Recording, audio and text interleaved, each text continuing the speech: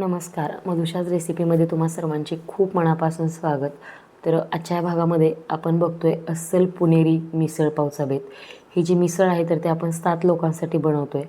अगदी परफेक्ट प्रमाणामध्ये आणि पोट भरून खाऊ शकतील इतकी मिसळ पावचे जो प्रमाण आहे तर ते आपण या व्हिडिओमध्ये बघतोय. त्यामुळे व्हिडिओ नक्की शेवटपर्यंत पहा. चला व्हिडिओला पटकन सुरुवात करूया. तर सुरुवातीलाचा जो मिसळचा मसाला आहे तर त्याची तयारी करून घेऊयात. आता त्याच्यासाठी मी इथं घेतले खोबरं, म्हणजे अर्धी वाटी खोबऱ्याची घेतली. त्या व्हिडिओमध्ये मी तुम्हाला दाखवतेच की मी किती खोबरं घेते याच्यामध्ये.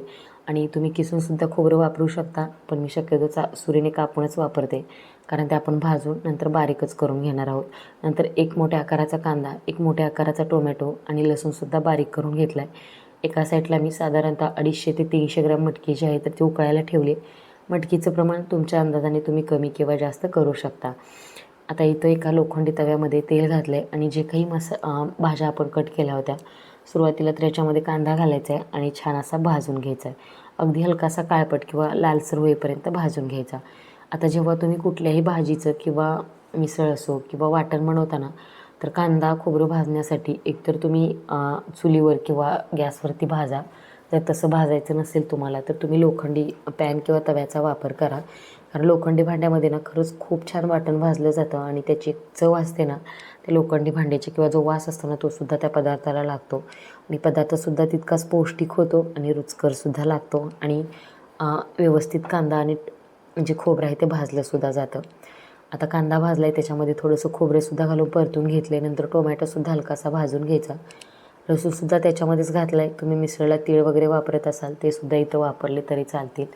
आता जो मसाला आहे तो गॅस बंद करायचा आहे आणि थंड होण्यासाठी आहे असा तव्यामध्येच ठेवून द्यायचा आहे. आता थंड झाल्यानंतर मसाला पूर्णपणे मिक्सरला पाणी न घालता त्याचं बारीक वाटण करून घ्यायचं. त्याच्यामध्ये अजिबात कोथिंबीर वगैरे घालायची नाही, कारण कोथिंबीर घातलं तर वाटणाचा जो कलर आहे तो हिरवा होतो आणि मिसळचा कलर पाहिजे तसा येत नाही. म्हणजे जसा पाहिजे तसा कट जो आहे ना लाल त्याला येत नाही, तो हिरवा येतो जरासा. त्याच्यामुळे कोथिंबीर चिरून घालायची. आता भरपूर असं तेल याच्यामध्ये घातलं आहे, कारण मिसळ कट्टवाली म्हणजे तरेवाली मिसळ बनवायची.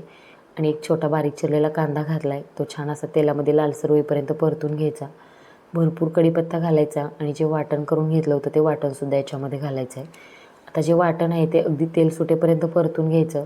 त्याच्यामध्ये टोमॅटो किंवा कांदा बारीक करून घातला आहे, त्याच्यातला जो पाण्याचा अंश आहे तो पूर्णपणे निघून गेला पाहिजे, तेव्हाच आपली तर्रेदार मिसळ तयार होते.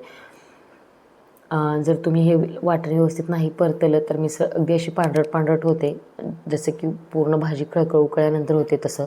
त्यामुळे गॅस मध्यम ठेवायचा आणि जे वाटण आहे ते छान असं तेल सुटेपर्यंत परतून घ्यायचं. आता मिश्रणाला तेल सुटलं की याच्यामध्ये काही मसाले घालायचे आहेत. अर्धा चमचा हळद घालायची आहे. मी मटकी शिजवताना सुद्धा त्याच्यामध्ये थोडीशी हळद घातली होती. आता मी इथं घेतले 3 चमचे बेडगी मिरची पावडर. आणि आता इथं जे घालते तो आमचा घरगुती काळा मसाला आहे, जो सोलापुरी स्पेशल, त्याला इसूर म्हणतात. तो सुद्धा मी इथे साधारणतः 2 ते 3 चमचे घालून घेतला आहे छोट्या चमच्याने. जर मोठे चमचे असतील तर 2 ते 2.5 चमचे वापरा, म्हणजे 7 लोकांसाठीचं परफेक्ट प्रमाण होतं. अजून आपण याच्यामध्ये मिसळ मसालासुद्धा वापरणार आहोत. आणि तुम्हाला जर अजून याच्यापेक्षा झणझणीत कोल्हापुरी मिसळ हवी असेल तर 1-2 चमचे कांदा लसूण मसाला तुम्ही या ठिकाणी वापरू शकता. आता 2 ते 3 चमचे मिसळ मसाला वापरला आहे मी, जो की सुहानाचा आहे तो. आणि जवळून तुम्ही बघू शकता कसला भारी दिसतो आहे मसाला. आणि खरंच खूप छान मसाला तयार झाला आहे, सुवास तर इतका मस्त येतो आहे. आणि आता याच्यामध्ये जी मटकी एक 5-10 मिनटं शिजवून घेतली होती ती पाण्यासकट याच्यामध्ये ओतून घ्यायची. छान असं मिक्स करून घ्यायचं. आणि आता याच्यामध्ये जितकी भाजी पाहिजे तेवढं पाणी तुम्ही घालून घ्या. पण जेव्हा पाणी ओतता तेव्हा गरम पाणी ओतायचं. थंड पाणी जर ओतलं तर मिसळची आहे तर ती चव बदलते, त्याच्यामुळे गरम पाणी घालायचं. आणि आता साधारणतः मी इथं 2 ते 2.5 लिटर इतकं पाणी याच्यामध्ये ॲड केलं आहे. म्हणजे टोटल जी मिसळ आहे ते 2.5 ते पावणे 3 लिटर बनली होती. आणि आम्ही 6 ते 7 लोकांना ती अगदी आरामात पुरते. म्हणजे कितीही तुम्ही फक्त मिसळच पोट भरून खाल्ली, जसं की आपण म्हणतो ना अनलिमिटेड मिसळ, शक्यतो थोडक्यात तसंच. आणि आता गॅस मध्यम ठेवायचा आहे आणि मिसळ छान अशी 10 ते 15 मिनटं मस्त अशी उकळी आणू द्यायची, म्हणजे छान शिजू द्यायचे. मसाल्याचा फ्लेवरसुद्धा त्या पाण्यामध्ये उतरेल आणि भाजीसुद्धा खूप छान होईल.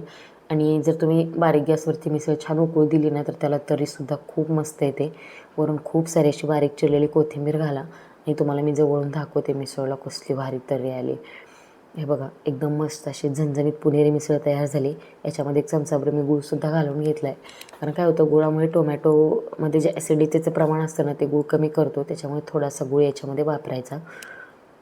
आता आमचं चाललं होतं इथं ताटं करायचं काम, कारण बाबांना आम्ही जास्त जण होतो त्याच्यामुळे माझे मिस्टर इथं ताटं बनवून देत होते. आणि मिसळ म्हटलं की त्याच्यासोबत लिंबू आलं, परत कांदा आला, फरसाण आलं, म्हणजे सगळ्याच गोष्टी आल्या.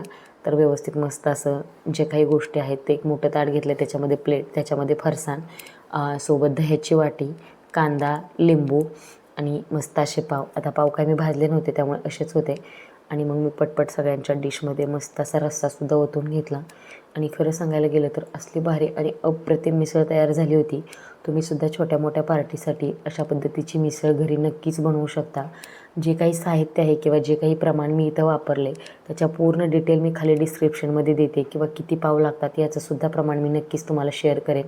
त्यामुळे छोट्या मोठ्या पार्टीसाठी तुम्ही ऑर्डरसुद्धा घेऊ शकता, किंवा घरी कोणाचा बड्डे असेल तर तुम्ही अशा पद्धतीची मिसळसुद्धा नक्कीच बनवू शकता.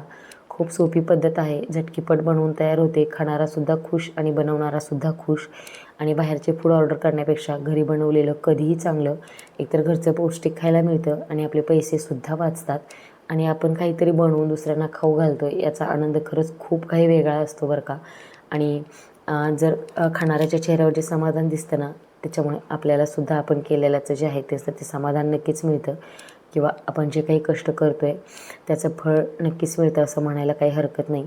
मग या मस्त अशा घरगुती पद्धतीच्या अस्सल पुणेरी मिसळचा व्हिडिओ आहे तो तुम्हाला कसा वाटला नक्की मला कमेंट करून सांगा. आणि मस्त असा सगळ्यांनी बसून मिसळचा आस्वादसुद्धा घेतला. तर माझ्या लहान मुली आहेत त्यांनासुद्धा खूप मिसळ आवडते आणि त्या दोघीसुद्धा खूप छान एन्जॉय करतात. आणि मस्त अशी गरम गरम मिसळ सोबत दही आणि त्याच्यासोबत ताकसुद्धा आम्ही मागवलं होतं. तर असा आमचा मस्त छोटीशी पार्टी एन्जॉय झाली. तुम्हीसुद्धा नक्की बनवा. व्हिडिओ आवडला असेल तर व्हिडिओला लाईक, शेअर आणि सबस्क्राईब करायला मात्र अजिबात विसरू नका. भेटूया लवकरच अजून एका अशा छानशा आणि नवीन ज्या की छोट्याशा पार्टीचे व्हिडिओ असतील नक्कीच तुमच्यासोबत मी शेअर करेन. आणि तुम्हाला अशा प्रकारचे व्हिडिओ जर बघायला आवडत असतील तर नक्कीच मला कमेंट करून सांगायलासुद्धा विसरू नका.